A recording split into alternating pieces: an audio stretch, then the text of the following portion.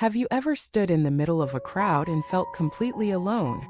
Have you ever wondered whether all the noise, excitement, and activity were really adding anything to your life? Welcome back to the channel. Today we step into a stage of life that is often misunderstood, misrepresented, or simply ignored the later chapters. This is not a guide to surviving old age. This is a philosophy for thriving in it. We'll explore the timeless practice of self-cultivation as the cornerstone of a rich, dignified, and steady life once the spotlight has moved on. In our youth, we chase exposure. In our prime, we chase success. But as the years pass, a deeper question arises: what now?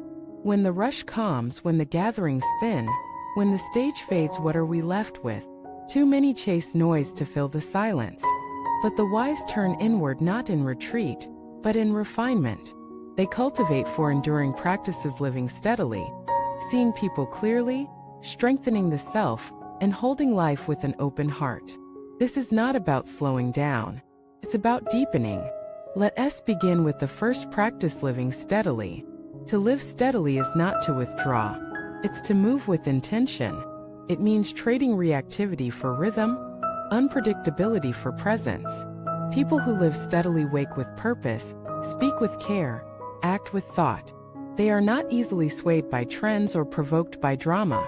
Their presence calms a room not because they are loud, but because they are grounded. Take Mr. Han, a retired engineer in his 70s. Once known for his precision, he now applies the same discipline to everyday life. He rises at 6, walks a quiet path, prepares breakfast with focus, reads one thoughtful article, not 10. His days are simple, but they are full. When asked why he doesn't join the nearby mahjong gatherings, he replies, "Noise doesn't make me feel less lonely. Purpose does." That is steadiness, not rigidity, but inner alignment. The second practice is seeing people clearly. In youth, we collect people. In maturity, we discern them. With age comes the gift of experience, and with it, the responsibility to choose our company wisely. This doesn't mean cutting off everyone who disagrees with us.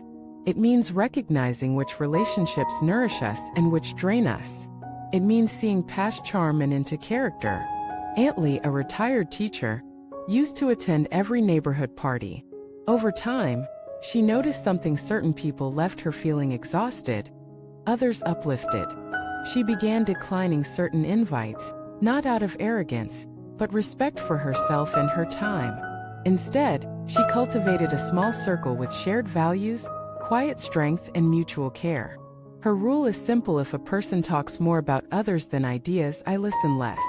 If a person helps without being asked, I lean in. To see people clearly is also to see oneself clearly. To know where we bend, where we break, where we bloom.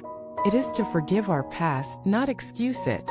To know our flaws, not worship them. To see truth, not fantasy.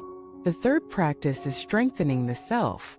Society often whispers that age means decline, but inner strength is not measured in speed, but in steadiness.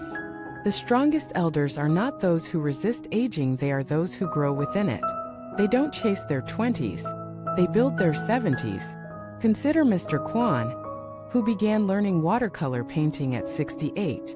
Not because he wanted to exhibit, but because he wanted to see the world differently. I used to solve problems. Now I study shadows, he says.